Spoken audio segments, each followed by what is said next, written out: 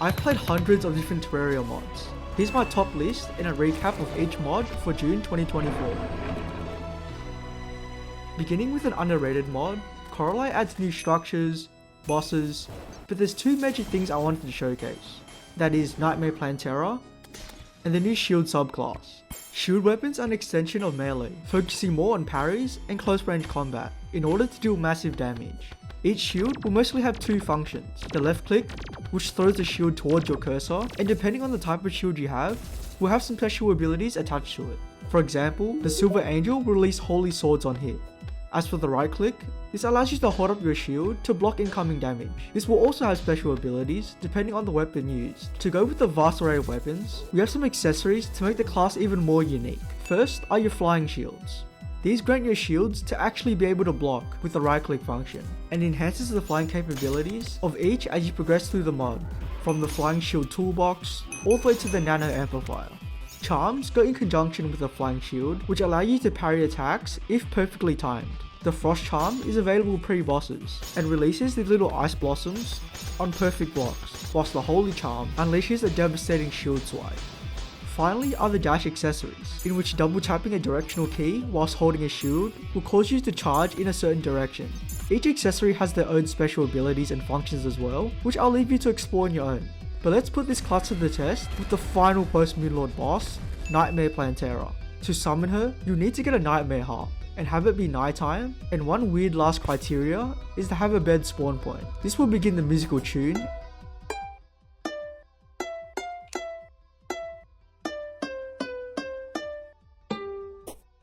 and begin the fight. And as we can see already, the spawning animations look sick, like she's entering out of some sort of rift. The first phase of the fight is relatively tame, as Plantera will occasionally shoot out these what I'm assuming are withering roses, as well as these dark seedlings. At 75% HP, we begin the true battle. As you can see, the atmosphere has drastically changed, so we're in for a battle. Instead of just hovering around the player, Nightmare Plantera will violently dash around whilst performing different spamming projectile attacks. I know some people won't really enjoy this style of attacks, but I find it quite fun. One cool interaction at around 50 or 60% HP is where if you collect these fantasy sparkles that Plantera releases, there'll be this sort of fantasy god that comes in to assist you in the fight, throwing light orbs at her and violently stabbing the boss before shortly disappearing.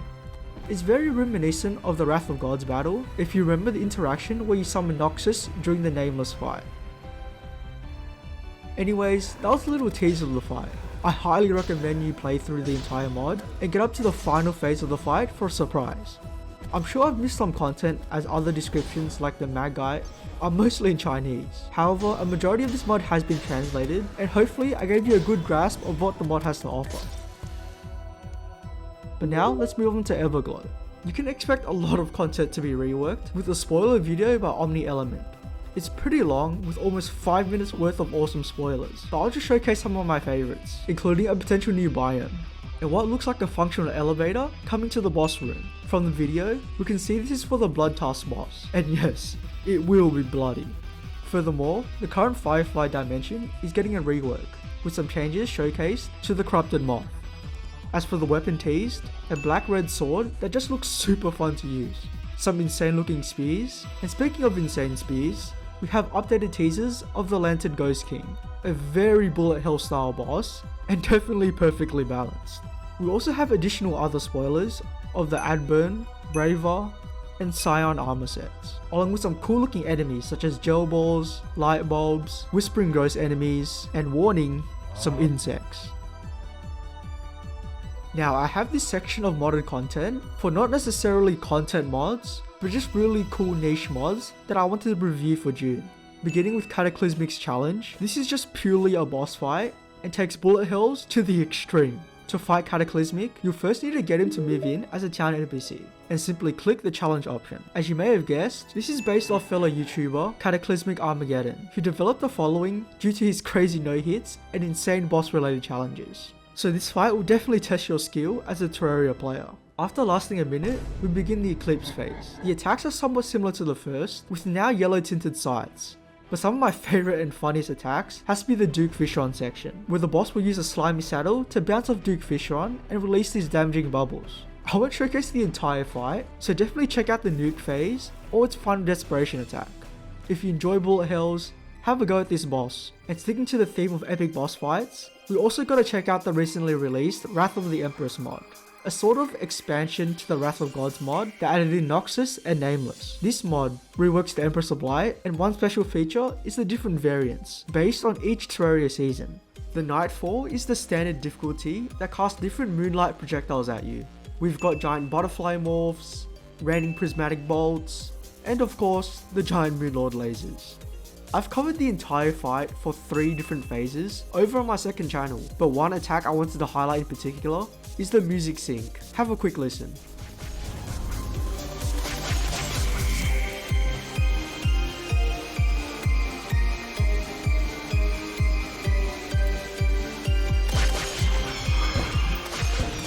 I absolutely love mods that do this. It makes the fights feel more like a rhythm game. Extra bonus points for the Epic Battle Fantasy OST.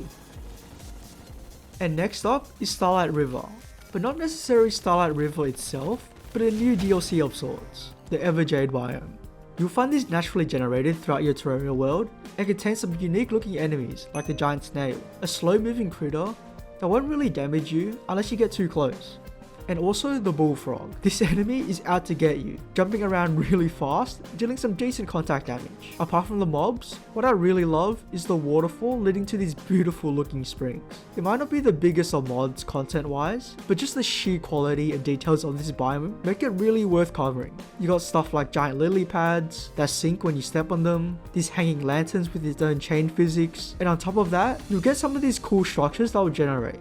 Opening the chest, we got ourselves the Dueling Spirits, another yin and yang magic weapon, which is a second for this mod recap, that shoots a black spirit whilst left clicking fires the white spirit. It's obviously not insanely strong, as theoretically it's available pre-bosses, but a very cool weapon nonetheless. You can expect early mode content for all 4 classes, including the Gong and Ringer for melee, which you left click to release a gong, and right click to time its strikes to increase its damage. Or the Hydra Summoner Sentry, where you're able to move it around with the right click and whip the sentry to fire a barrage of arrows from your inventory. Very unique weapons to check out, where you can find other early game loot such as the Tanuki Leaf, a movement accessory which allows you to jump higher the faster you run, the Spring Fountain, which right clicking will toggle the water visual effects to be sparkly like the ones in the biome. I won't cover every single item, but there's actually quite a few goodies for such a small mod that will for sure help you through your early game progression. This is the definition of just quality in Terraria content, and I just really love the whole theme of this mod in general. And if you want a couple more niche and recently added mods, Jujutsu Terraria adds a very fun class which rolls around curse techniques. Limbursia, which adds a wide variety of cool weapons inside from the Lopus company, as well as other recently added class expansions, including the Dark Guns Plus mod, Flamethrowers Plus, the Power World Summoner mod, and the Power Friendship mods. Each drastically expands their respective subclasses, with enough content for an entire playthrough. Definitely show them some love, as I'll link all these mods in the description below. The update to the Fargo Soul DLC mod for Calamity brings 2 new Eternity mode bosses, with the first being Hive Mind. This fight is heavily focused on the little creepers, which shoot projectiles in a straight line. There's also a lot of these scattered throughout the fight, and it gets pretty crazy later on. When the initial creeper phase is down, Hive Mind will begin using its minions to block some of the incoming damage, so bringing a piercing weapon would be ideal here. This is cycled with additional attacks such as spawning a bunch of worms, or its dash attack which spews vile spit all around. Below 50% HP, along with its normal horizontal rain clouds, Eternity also spawns an additional mega cloud which tracks the player and shocks them for massive damage. Other than that, it honestly wasn't that difficult, as the attack patterns are pretty easy to learn. I will say its final phase, which is indicated by the purple shaders, makes the rain clouds more difficult to see. The rain of the background, along with the damaging rain of the Hive Mind's clouds, is quite blended in, and I would like to see the similar outline of some of its projectiles on the minions as well. Overall, it's a good rework, but is it harder than Infernum's Hive Mind? Well, that's for you to decide. Along with Hive Mind, the Brimstone Elemental got a new round of changes within the 1.1 update. It's important to mention the initial rework was released a while back, but since I haven't covered this boss yet, let's just go through the entire rework for Eternity mode. One important mechanic to remember is that moving too far away from the boss will cause you to burn, rapidly losing HP. I'm honestly not a fan of this, as the boss can sometimes kind of like float away, which is kind of annoying. Within this patch, it was also mentioned that there was a new burning shader aura, which I thought was going to be similar to vanilla Calamity's Providence, but I couldn't really tell here. As for the fight, it keeps its similar bullet hell style of the Brimstone Elemental, casting different patterns of attacks, and also if you haven't noticed, her projectiles in general seem to be way slower. I also like how there's a black outline, which makes them much easier to see. As for her cocoon phase, this shoots out 8 rocks around her, followed by a tight spread of Brimstone Blast. Brimlings will also spawn to fire additional projectiles at you, so you gotta be careful for that as well. But additionally, we get 8 new Calamity Fargo's enchantments. One for every pre-hard mode armor set. Like other enchantments, you'll need to combine a lot of different themed equipments together, and combining these even further, you can craft yourself the Force of Exploration. This is available post-Providence, which gives you all these nice stats. Feel free to pause to read, but with this mod covered for June, let's move on to the Forgotten Evils mod. Okay, so Forgotten Evils just missed my previous recap, being released in April, but has been constantly getting changes, even as I'm recording this video. This mod adds 6 very unique bosses, miscellaneous items, as well as a new cursed difficulty mode that adds even more of a challenge for experienced players. Its tooltip states empowering all pre-hard mode bosses and the 3 mechanical bosses, giving them completely new attacks and behaviors. For example, the Eater of Worlds becomes sort of like the Wall of Flesh, fighting against time, where the Eater will slowly rise to the top before you are forced out of the biome and die. Cursed mode also drops items that would normally be obtained in hard mode. For example, the Tabbies when you defeat the Cursed Eye of Cthulhu, or the Putrid Scent versus the Eater of Worlds. This is kind of broken in my opinion, and I would much rather see their own take on Cursed mode exclusive drops. I've quickly skimmed past a couple bosses because the Declops rework is probably one of my absolute favorites. If I'm not mistaken, this is like the only actual unique modded Declops I've ever seen. Personally, it feels like this boss is always neglected in mods, and I'm glad it gets such an epic and maybe slightly scary rework. It begins with Declops casting a red supernova, which doesn't damage you, however spawns in a swarm of servants to make dodging extremely difficult. He will also ground slam like vanilla Declops, but the radius and explosion of the debris is much further.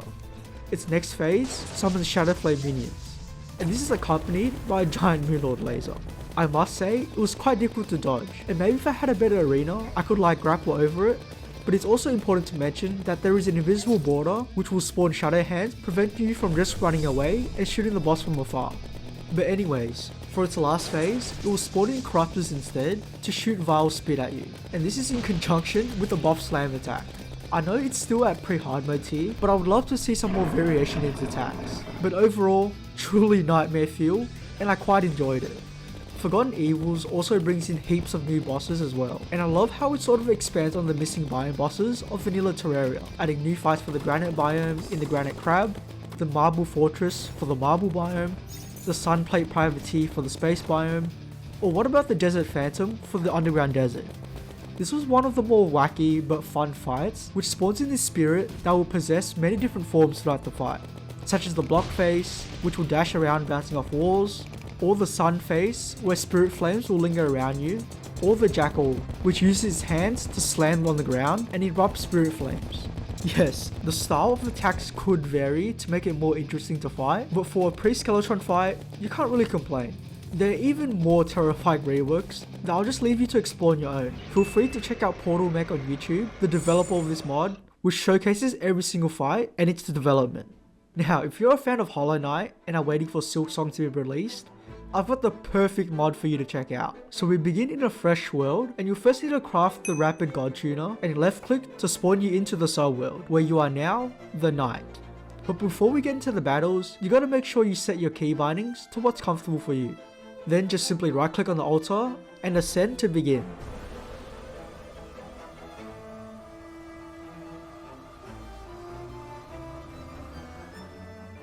If you played Hollow Knight before, the moves are very similar to the base game. You have your slashes, dashes, and double jumps.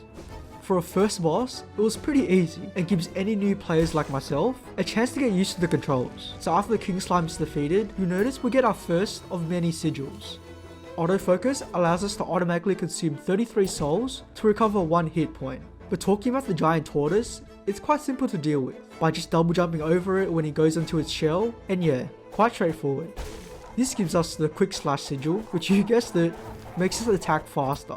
As you can see, this greatly speeds up my kill times, and I did get this stupid sticky keys pop up, so I had to disable it moving forward. Our green mask sigil now turns each dash into a blink, and as you can see, I'm absolutely clowning on this guy. I will say this boss was definitely one of the harder challenges, as the annoying ground slams, paired with the dark mage projectiles, were quite hard to dodge. This leads us into our first mechanic, pogoing, which is basically repeated attacking the boss from above and bouncing off it for a very consistent chain of damage. Super fun, and definitely will be abused for some of the later challenges. And of course, if you're a noob like I am, this boss rush also has some checkpoints. These areas have no mobs, and you're able to jump into these hot springs to replenish all of your HP. We're just gonna skip a bit until we reach the Eye of Cthulhu, where we gotta look at the Vengeful Spirit spell. This new ranged ability deals 2000 damage per hit, easily the most useful for taking out the Eye Serpents and preventing the boss from flooding the arena. The fight is very similar to Terraria, in which it will simply dash towards you. However, this does slightly change in its second phase, introducing a rapid dash attack move where the Eye of Cthulhu will begin going up and down, meaning it's pretty crucial to time your dashes. This is followed by even more crazy dashing, and the difficulty is starting to ramp up, and this has to be the most fun fight so far. I don't want to spoil too much of the fun, so what you've been patiently waiting for, the final challenge, Aurora. She has some of the most bonkers attacks, and the sheer spike in difficulty is absurd. Instead of just me explaining the fight, here's just 1 minute of me getting clapped by her. Enjoy!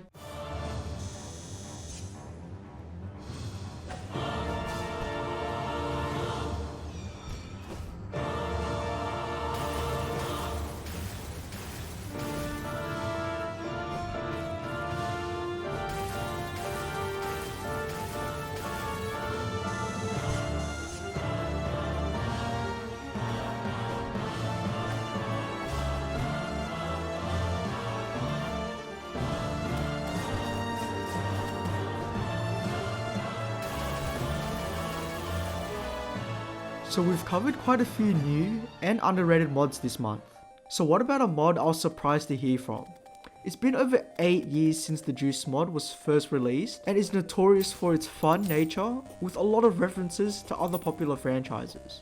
So let's check out some stuff you can see in this beta patch. The most iconic boss is Jumbo Cacta. He is post Moonlord and runs towards the player whilst firing needle volleys. I never fully played through Joost in 1.3T mod loader, but I'm pretty sure the AI is similar to it is now. It runs around and has its needle attack in which he'll violently shake his arms before unleashing a barrage of spikes. This move actually deals an insane amount of damage, so it's best to have some good movement options at hand. Its other attacks consist of summoning mini cactuses or a volley of giant needles. Other post Moonlord bosses include Samus, aka SA-X. In phase 1, it will quickly move towards the player whilst firing ice beams or super missiles. It can also occasionally transform into a ball and lay a power bomb. And if you manage to get him to phase 2, we unleash its mutated form.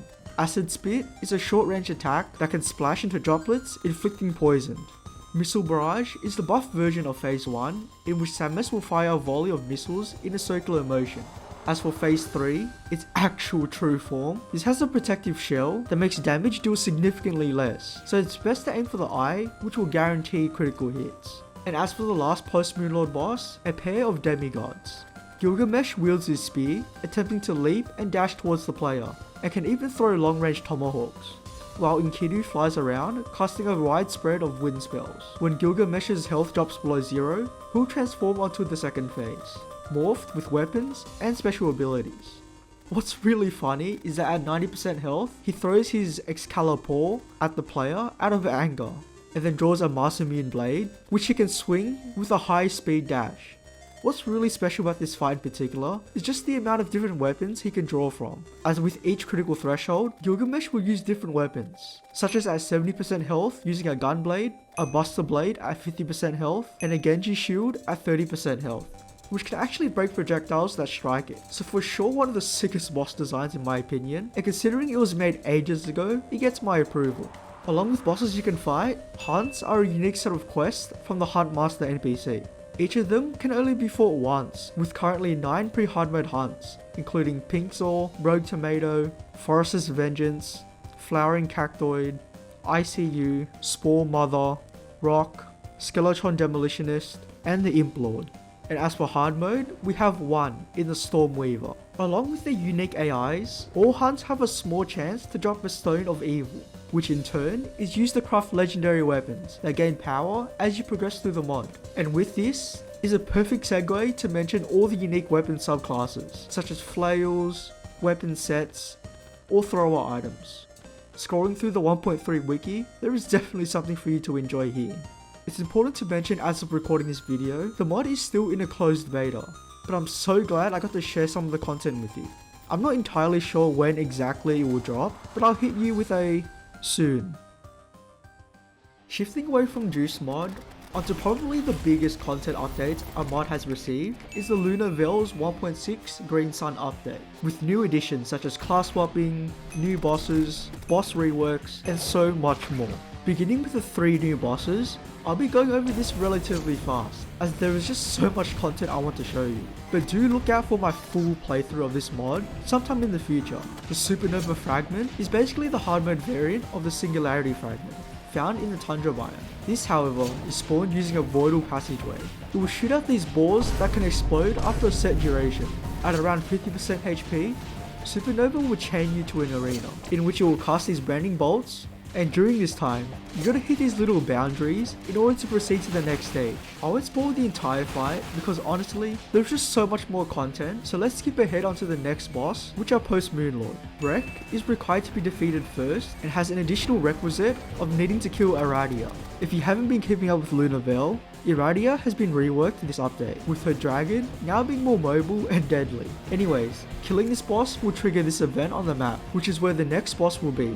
Wreck is the serpent and she is Gothravia. You will need to kill the serpent first, and you simply start the fight by just hitting him. This serpent is extremely fast, so having a Stelly or dash accessory is key to making sure you counter. I know it's quite hard to see what's happening because I'm rocking a summoner weapon, but the giant flaming eyeball is what you'll want to watch out for, as Wreck will cause a massive explosion, and even form these crystals which shoot Moonlord lasers. As of this version I'm playing on, the bosses were slightly weak in my opinion, and since have been buffed to make it more difficult.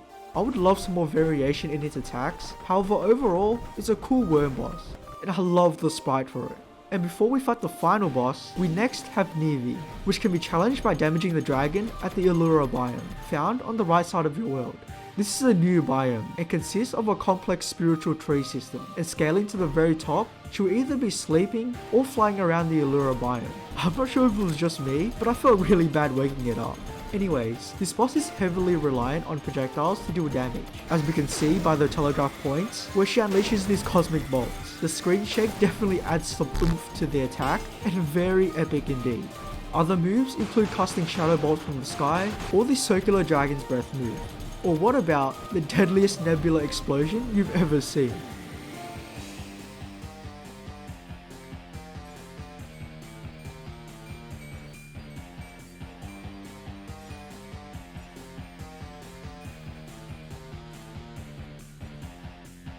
This boss definitely hits hard, and with his projectiles and visuals are just a nice bonus on top. But now we come to the final boss of the mod, Gothravia. As mentioned previously, you'll need to defeat Wreck before you can actually challenge her. She will summon these 2 spinning discs that will bounce off each other, making for a quite difficult move to dodge in my opinion. I found doing vertical circular motions was best, as you couldn't simply just fly away from it. Whilst this is happening, Gothravia herself will cast some lasers and also perform her own disc dashing attack. The only main critique I have of the fight is that for a first time challenge, it can be really hard to tell which move she's performing, as there's just so much going on. So being reactive or just learning her AI in general will obviously be helpful. One cool thing I also picked up on is the background of the fight, which kind of reminds me of the Shadows of Abaddon Nyla's fight. I'm not entirely sure if she has a second phase, as the main set of attacks mainly stay the same. For the current final boss of Lunar Veil, it is very visually intensive, but that's what you kinda signed up for when playing this mod. Overall, I very much enjoyed it. But we're not done just quite yet. Some of the existing bosses got some reworks as well, such as Dreadmire. And I'm not sure if the Calamity Brainrot is getting to me, but he looks very similar to Supreme Calamitas. One cool thing is just how she spawned, requiring you to kill all these little monoliths scattered throughout your world. Celia also got a visual and gameplay rework, especially during her Wall of Flesh phase. This was some footage I got from a previous recap, and this is it now. Absolutely terrifying and a must fight boss. Like I said, so much content, which I'll leave you to playtest on your own. And now, let's move on to the realm of Relay. This mod I covered very briefly in a previous recap, but now, the Blood Moon update is live. A little warning, this mod doesn't have nearly enough content for a full playthrough, but anyways, let's take a closer look at some of the content you can expect from this mod. Beginning near spawn with the abandoned farm. This structure contains various early game loot, including the Carlton Bee, allowing you to throw a pint that smashes on impact. And right clicking, you are able to chug the beer to give yourself the tipsy buff. You may also notice even a custom pylon for easy access to this biome in the future. Other loot you can expect to see are buried in these little haystacks, and using an ancient key will unlock what's inside. The spike bark shield damages nearby enemies when they hit you, whilst to the right, the crack shot wheel gun is a pretty cool weapon. Its right click fires a wagon wheel that rolls on the ground, and its left click shoots out a fast bullet. If you manage to contact the bullet with the wheel, it will explode into fiery shrapnel. And I have to say, ranged weapons like this are my absolute favourites in modern Terraria. In summary, a pretty cool early structure, and I must add, it's very reminiscent of the Spooky Mod biome. We also have a new mini boss of sorts, and it's the very first boss you will encounter within this mod. The possessed piggy bank sort of flies around, dashing at the player. It can even charge up for a super flaming attack. This does deal quite a bit of damage, however it can be easily countered with just a couple platforms. It also has this other move which will spawn a giant coin that shatters and rains down money from the sky. For a boss you're meant to encounter before King Slime, it is pretty insane. I'll leave the loot it drops for you to explore, but before we check out the main reworked Blood Moon event, I gotta quickly mention the impact weapon set. These are pre-boss weapons that can be crafted by killing these little mechanical droids on the surface. I really don't want to compare it to Calamity, but just think of them as Wolf from enemies. The impact disc throws a homing projectile that can bounce off enemies multiple times before returning. Hits inflict enemies with a shock debuff, and applying multiple shock stacks on enemies causes them to be struck by a piercing lightning bolt. But my favourite is the impact interceptor. This is a magic weapon that releases electrical signals to nearby enemies, damaging them repeatedly. You may also notice enemies hit are tagged red, indicating their loss of ping, cause them to lag and stagger in place. I know this is just like a simple freeze, but making your enemies lag is quite funny. I don't think I've ever seen before. As for summoners, neglected as always. And ranger weapons are pretty self-explanatory, so I'll just save you some time and use them as background footage whilst I showcase the Blood Moon event. The Jumbo Eye is probably one of the first new enemies you encounter, and is basically a beefy version of a normal Wandering Eye. Killing it will split it into multiple eyes, and this will happen 3 times, until it devolves back into a normal Wandering Eye. The Tooth Serpent is a worm type enemy, and apart from ramming the player, will also fire these little daggers. And we could not forget about the mini boss for this Blood Moon, the Butcher Rat. Absolutely vile. This chainsaw wielding enemy will quickly run at you and throw cleavers. I really suggest some platforms to at least keep away the small enemies whilst you focus on the big rat. And once you manage to defeat this boss, you may get a chance at 2 unique drops. The Gore Shank shotgun fires a heavy burst of bullets, whilst the Vermingore Rage Saw revs up a chainsaw that slices enemies. Using it for too long, however, activates Frenzy Mode, which will increase the player's movement speed, however, will damage you over time.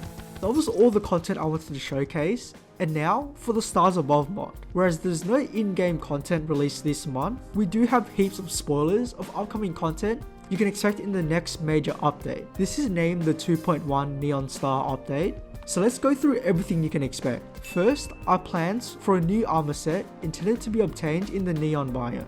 The Neoperspin armor contains 3 different helmets as well as 2 different chest plates, with each combination having its own set bonuses. So that means a total of 6 different armor set combinations to try and experiment with. There is also sneak peeks of Starfarer attire, which will change its effects based on your selected Starfarer. I'll leave it here for you guys to pause and read. But now let's take a look at a preview of a new Stellar Nova coming to the Stars Above mod. If you aren't aware, these are ultimate abilities that can be charged up from collecting Nova energy from killing enemies. This one teased is called the Firefly Type 4, which states after a short delay, your Starfarer will assist you in combat. Accept your fate.